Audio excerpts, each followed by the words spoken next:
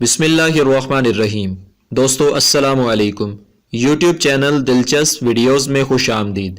دوستو اگر آپ نے ابھی تک ہمارا چینل سبسکرائب نہیں کیا تو پلیز ہمارا چینل سبسکرائب کریں اور بیل کے بٹن کو لازمی دبائیں تاکہ آپ کو ہماری نئی ویڈیوز سب سے پہلے مل سکیں۔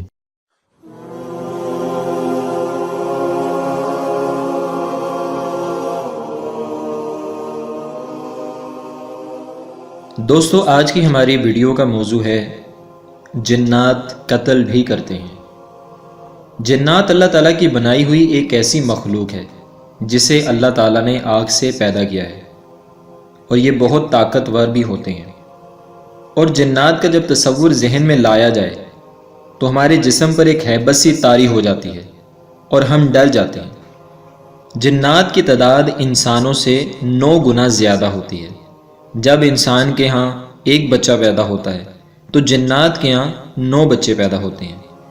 جنات کی بہت سی قسمیں ہیں۔ کئی جنات مسلمان ہوتے ہیں اور کئی جنات کافر بھی ہوتے ہیں۔ دوستو بعض اوقات مسلمان جنات بدکار انسانوں کو سزائے بھی دیتے ہیں، جیسا کہ ایک بزرگ ابن عقیل کتاب الفنون میں فرماتے ہیں، ہمارا ایک مکان تھا، جو بھی اس میں رہتا اور رات قیام کرتا تو صبح کو اس کی لاش ہی ملتی۔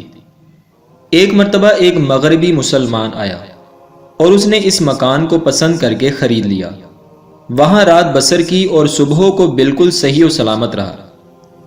اس بات سے پڑوسیوں کو تعجب ہوا۔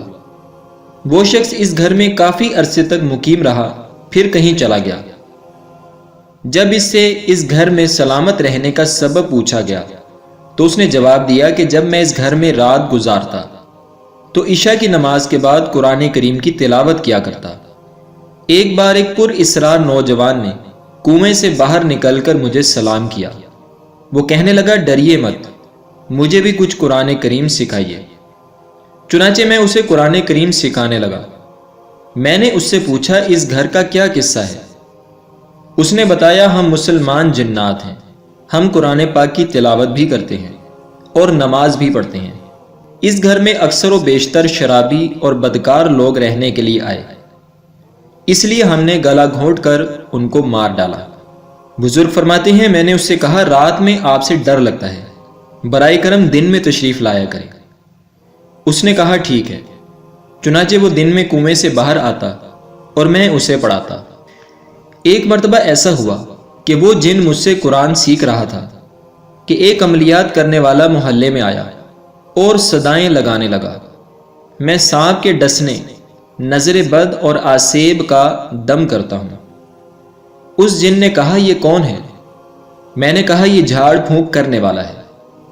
جن بولا اسے میرے پاس بلاؤ، لہٰذا میں گیا اور اسے بلایا۔ یکا یک وہ جن چھت پر ایک بہت بڑا اژدہا بن گیا۔ اس عامل نے دم کیا تو وہ اژدہا تڑپنے لگا، یہاں تک کہ گھر کے درمیانی حصے میں گر پڑا۔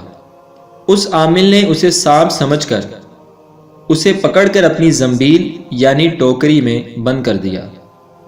میں نے اسے منع کیا تو کہنے لگا یہ میرا شکار ہے، میں اس کو لے جاؤں گا۔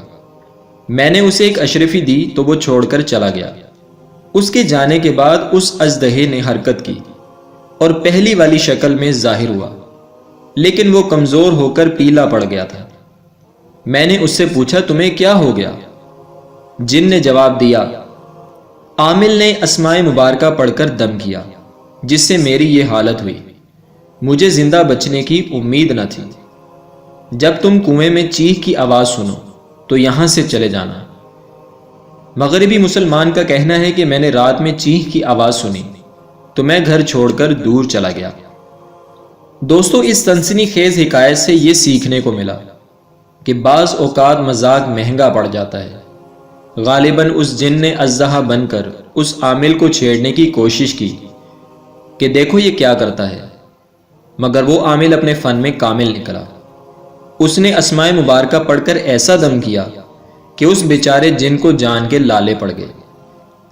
لہٰذا کسی کو کمزور سمجھ کر چھیڑنا نہیں چاہیے۔ نیز پتہ چلا کہ گناہوں کی نحوست کے سبب دنیا میں بھی بلائیں اور آفتیں آ سکتی ہیں، جیسا کہ اس آسیب زدہ مکان میں آنے والے شرابیوں اور بدکاروں کو جنات گلا گھونٹ کر مار دیتے تھے۔ اس سے گھر میں فلمیں ڈرامے دیکھنے والے اور طرح طرح کے گناہوں میں مشغول رہنے والوں کو عبرت حاصل کرنی چاہیے کہ کہیں دنیا میں بھی گناہوں کی پاداش میں کوئی جن مسلط نہ ہو جائے۔